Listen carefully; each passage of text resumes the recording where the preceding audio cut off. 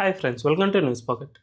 జనరల్గా మనకు bulldozer action అంటే ఎక్కువగా గుర్తొచ్చేది యూపీ సీఎం యోగి ఆదిత్యనాథ్, ఆ తర్వాత అస్సాం సీఎం హిమంత బిశ్వ శర్మ, ఆ తర్వాత ఎక్కువగా బీజేపీ పాలిత రాష్ట్రాలు ఏవైతే ఉన్నాయో ఆయా రాష్ట్రాల్లో బుల్డోజర్ యాక్షన్ ఎక్కువగా నిర్వహిస్తూ ఉంటారు. ఎందుకంటే ఎప్పుడైనా కానీ ఒక ప్రభుత్వ భూమిని ఎవరైనా ఆక్రమణకు గురి చేస్తే ఖచ్చితంగా దాన్ని తిరిగి స్వాధీనం చేసుకోవాల్సిన అవసరం ఉంటుంది. లేకపోతే చాలా విలువైన ప్రభుత్వ భూములు కాస్త అన్యాక్రాంతం కావడానికి అవకాశం ఉంటుంది. సో అలాంటి బుల్డోజర్ యాక్షన్ను యావత్ దేశవ్యాప్తంగా ప్రజలు కూడా హర్షం వ్యక్తం చేస్తూ ఉన్నారు. అయితే తాజాగా కర్ణాటక కూడా దీనిపై ఈ బుల్డోజర్ యాక్షన్ను చేపట్టింది. ముఖ్యంగా బెంగళూరు నగరంలో ఆక్రమణలకు గురైన ఏకంగా 200 ప్రాంతాల్లో ఈ బుల్డోజర్ యాక్షన్ను చేపట్టారు. దాదాపుగా 400 కుటుంబాలు దీనిపై అఫెక్ట్ అయ్యాయి. అయితే ఈ బుల్డోజర్ యాక్షన్ను ఇటు బీజేపీ వాళ్ళు సమర్థిస్తూ ఉండగా, అటు కాంగ్రెస్ పార్టీ తీసుకున్న ఈ నిర్ణయాన్ని ఏకంగా ఇండి కూటమి పార్టీలే వ్యతిరేకిస్తున్న పరిస్థితి ఇప్పుడు నెలకొంది.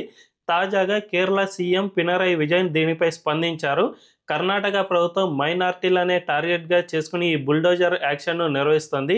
ఇదే గనక కొనసాగితే భవిష్యత్తులో మనం బీజేపీని ఇప్పుడు ఏదైతే బుల్డోజర్ యాక్షన్ అని తప్పుపడుతున్నామో భవిష్యత్తులో అలాంటి ఆస్కారం లేకుండా పోతుంది. కాంగ్రెస్ ప్రభుత్వం పెద్ద తప్పిదమే చేస్తుంది. అంతేకాకుండా మైనార్టీలను అణిచివేసేందుకు వీళ్ళు చర్యలు చేపడుతూ ఉన్నారు. కాబట్టి ఇది భవిష్యత్తులో పెను ప్రమాదంగా మారే అవకాశం ఉంటుంది అని కేరళ సీఎం పినరయి విజయన్ వ్యాఖ్యానం చేస్తూ ఉన్నారు. అయితే కర్ణాటకలో బెంగళూరు నగరంలో చేసిన బుల్డోజర్ యాక్షన్పై ఎవరిది కరెక్ట్ అండ్ ఎవరిది తప్పు, అండ్ కేరళ సీఎం పినరయి విజయన్ చేసిన వ్యాఖ్యల్లో నిజాలేమిటి అనే విషయాలను మనం ఈ వీడియోలో తెలుసుకుందాం. అంతకంటే ముందు ఈ వీడియోను లాస్ట్ వరకు చూడండి. ఇందులోని కంటెంట్ కనుక మీకు నచ్చినట్లయితే ఖచ్చితంగా మా ఛానల్ను సబ్స్క్రైబ్ చేసుకొని అండ్ బెల్ ఐకాన్ క్లిక్ చేయడం అస్సలు మర్చిపోద్దు. ఇక డీటెయిల్స్లోకి వెళ్తే ప్రస్తుతం కర్ణాటక గవర్నమెంట్ బెంగళూరు నగరం వ్యాప్తంగా ఏకంగా 200 ఇళ్లను ఇప్పటికే కూల్చివేసింది. అంతేకాకుండా మిగిలిన ఇతర ప్రాంతాలన్నిటినీ కూడా ఈ బుల్డోజర్ యాక్షన్ అనేది చేపడుతుంది. ఎందుకంటే ఈ ప్రాంతాల్లో ఎక్కువగా ప్రభుత్వానికి సంబంధించిన భూములను ఆక్రమణలు చేసి అక్కడ చాలామంది మైనారిటీలు నివాసం ఉంటున్న పరిస్థితి నెలకొంది. అంతేకాకుండా బెంగళూరు నగరంలో డంపింగ్ యార్డును సైతం వీళ్ళు ఆక్రమించేసుకుని తమ ఇళ్లను కట్టేసుకున్నారు. దీనిపై ఆ రాష్ట్ర ఉప ముఖ్యమంత్రి అయిన డీకే శివకుమార్ కీలక వివరణ ఇచ్చారు.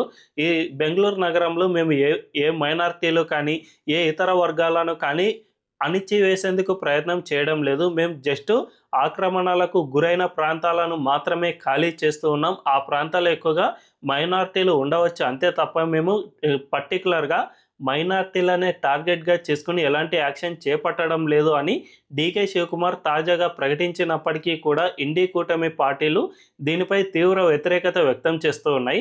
అయితే ఈ బుల్డోజర్ యాక్షన్ అనేది నిజానికి బీజేపీ పాలిత రాష్ట్రాలైనా తాజాగా కాంగ్రెస్ పాలిత రాష్ట్రమైనా లేదంటే తెలంగాణలో హైడ్రా పేరిట కూల్చివేతలైనా ఎందుకు చేపడుతూ ఉన్నారంటే జనరల్గా ఏ రాష్ట్రంలో అయినా కూడా ప్రభుత్వ భూములు అనేవి ఉంటాయి.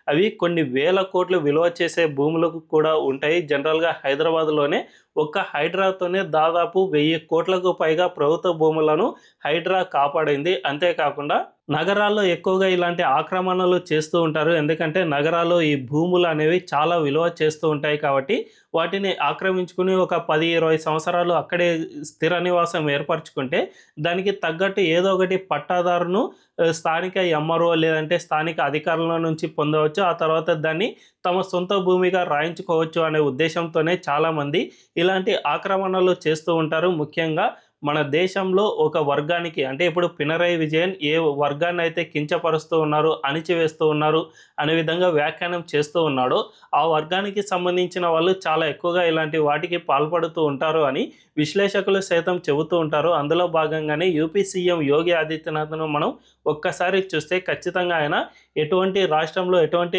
యాక్షన్ జరిగినా లేదంటే నేరస్తులు, గూండాలు ఇలాంటి వాళ్ళందరిపైన ఈ బుల్డోజర్ యాక్షన్ చేపడుతూనే ఉన్నారు. అంతేకాకుండా ఎవరైనా అత్యాచారానికి పాల్పడినా లేదంటే ఎవరినైనా హత్యకు పాల్పడినా కూడా ఫస్ట్ వెరిఫికేషన్ చేసేది వాళ్ళ ఇంటినే.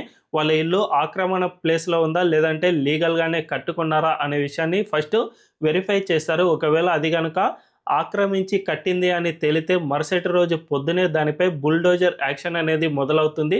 తద్వారా వాళ్ళ ఇంటిని మొత్తాన్ని కూల్చివేస్తారు. దీనివల్ల 2 లాభాలు ఉన్నాయి. అదేమిటంటే ఫస్ట్ ప్రభుత్వ పరంగా ఒక నేరస్తుడిని ఎలా ట్రీట్ చేయాలి అనే దానిపై ప్రజలకు స్పష్టమైన సందేశాన్ని ఇవ్వడం, అంతేకాకుండా ఎవరైనా గనక మేము నేరాలకు పాల్పడితే మమ్మల్ని జైల్లో వేయడమే కాకుండా మా ఇల్లు కూడా కోల్పోతాం, తద్వారా మా సొంత ఫ్యామిలీ కూడా రోడ్డున పడుతుంది అనే భయం అనేది ప్రజల్లో క్రియేట్ అయినప్పుడు ఖచ్చితంగా అలాంటి వ్యక్తి నేరాలకు పాల్పడడానికి మరింత జంకే అవకాశం ఉంటుంది. అలాంటి కఠిన చర్యలు తీసుకున్నప్పుడే యూపీ లాంటి పూర్తిగా గూండా రాజ్‌గా పేరున్న యూపీ లాంటి రాష్ట్రం ఇప్పుడు పూర్తిగా క్లీనప్ అవుతుంది. అక్కడ గూండాలు, రౌడీ షీటర్లు భయపడుతున్న పరిస్థితి నెలకొంది అంటే ఖచ్చితంగా ఇలాంటి కఠిన నిర్ణయాలు తీసుకోవడం వల్ల మాత్రమే అలా జరుగుతుంది అని స్పష్టంగా చెప్పుకోవచ్చు. ఇక అస్సాం విషయానికి వెళితే అక్కడ ఎక్కువగా అక్రమ వలసదారులు, బంగ్లాదేశీలు ఎక్కువగా వచ్చి నివాసం ఉంటున్న పరిస్థితి నెలకొంది.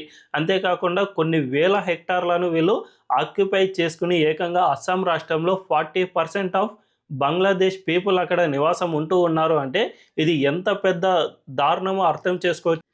ఇది ఏకంగా దేశద్రోహం అని చెప్పుకోవచ్చు. సో అంత దారుణమైన పరిస్థితుల్లో ఉన్న అస్సాం రాష్ట్రంలో కూడా ఈ బుల్డోజర్ యాక్షన్ చేపట్టడం వల్ల పూర్తిగా వాళ్ళను ఖాళీ చేయించి సొంత దేశానికి తిప్పి పంపించే ప్రయత్నం జరుగుతుంది. అంతేకాకుండా రాజస్థాన్, గుజరాత్, మధ్యప్రదేశ్ ఇలా బీజేపీ పాలిత రాష్ట్రాలు ఎక్కడైతే ఉన్నాయో అక్కడ ఏవైతే ప్రభుత్వ భూములను ఆక్రమించుకుని మసీదులు, మజార్లు లేదంటే సొంత ఇళ్లను కట్టుకున్నారో వాటన్నిటినీ కూడా కూల్చివేసే ప్రయత్నాలు జరుగుతూ ఉన్నాయి. అదే ప్రయత్నాన్ని గతంలో కాంగ్రెస్ పార్టీ అనేక సార్లు విమర్శించింది.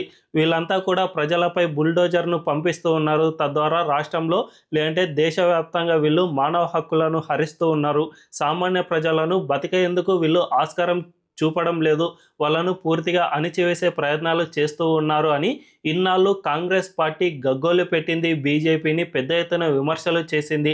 అదే సమయంలో ఇండి కూటమి పార్టీలు కూడా బీజేపీపై అనేక ఆరోపణలు గుప్పించాయి. కానీ ఇప్పుడు కాంగ్రెస్ పార్టీ సైతం అదే పనిని చేస్తుంది. ఎందుకంటే బెంగళూరు నగరం అనేది చాలా కంజెస్టెడ్ నగరం. అక్కడ చిన్న భూమి ఉన్నా కూడా అది చాలా విలువైన భూమిగానే చెప్పుకోవచ్చు. సో అలాంటి భూముల్లో చాలామంది వచ్చి ఆక్రమణలు చేసుకుని అక్కడ స్థిర నివాసం ఏర్పరచుకుంటూ ఉన్నారు. ముఖ్యంగా ఇప్పుడు ఆక్రమణలు గురి చేసిన భూమి కూడా ప్రభుత్వానికి సంబంధించిన డంపింగ్ యార్డు కోసం కేటాయించిన భూమి.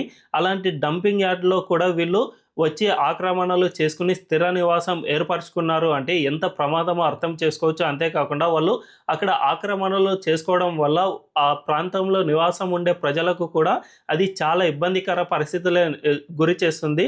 డంపింగ్ యార్డ్ అంటే అక్కడ పెద్ద ఎత్తున రసాయనాలు లేదంటే విష పదార్థాలు అండ్ వ్యర్థాలు అనేవి భూగర్భ జలాల్లో కలిసిపోయి ఉంటాయి. అంతేకాకుండా ఆ చుట్టుపక్కల గాలిలో కూడా ఇవి కలిసిపోయి ఉంటాయి కాబట్టి ఆ చుట్టుపక్కల ప్రాంతంలో నివాసం ఉండే వాళ్ళకు కూడా అనారోగ్య సమస్యలు అనేకం తలెత్తుతాయి. తద్వారా ఈ డంపింగ్ యార్డ్లో ఎవరైతే 200 ఇళ్లను ఏర్పాటు చేసుకుని అక్కడ స్థిర నివాసం ఏర్పాటు చేసుకున్నారో వాళ్ళందరినీ కూడా ఇప్పుడు కర్ణాటక ప్రభుత్వం పూర్తిగా ఖాళీ చేయించే ప్రయత్నాలు చేస్తుంది. సో ఇది పూర్తిగా అంటే ఒకవేళ ఆ భూమి కనుక ప్రభుత్వ భూమిదే అయి ఉంటే ఖచ్చితంగా అది న్యాయం అనేది చెప్పుకోవచ్చు, అదే కరెక్ట్ అనేది చెప్పుకోవచ్చు. సో ఇప్పటికైనా కాంగ్రెస్ అండ్ ఇండి కూటమి పార్టీలు మేల్కోవాల్సిన అవసరం ఉంది. తమ తమ రాష్ట్రాల్లో అంటే ఈ పార్టీలు ఏ ఏ రాష్ట్రాల్లో అయితే అధికారంలో ఉన్నాయో ఆ రాష్ట్రాల్లో ఎవరైతే ప్రభుత్వ భూమిని ఆక్రమించుకున్నారో వాళ్ళందరినీ ఖాళీ చేయించి ఆ ఇళ్ళన్నిటినీ కూల్చివేయించి ప్రభుత్వ భూములన్నిటినీ కూడా తిరిగి స్వాధీనం చేసుకోవాల్సిన అవసరం ఎంతైనా ఉందని చెప్పుకోవచ్చు. మరి ఈ విషయంపై మీ అభిప్రాయం ఏంటో కామెంట్ల రూపంలో తెలియజేయండి. అండ్ ఈ వీడియో కనుక మీకు నచ్చినట్లయితే ఖచ్చితంగా మా ఛానల్ను సబ్స్క్రైబ్ చేసుకుని అండ్ బెల్ ఐకాన్ క్లిక్ చేయడం అస్సలు మర్చిపోవద్దు. Thank you.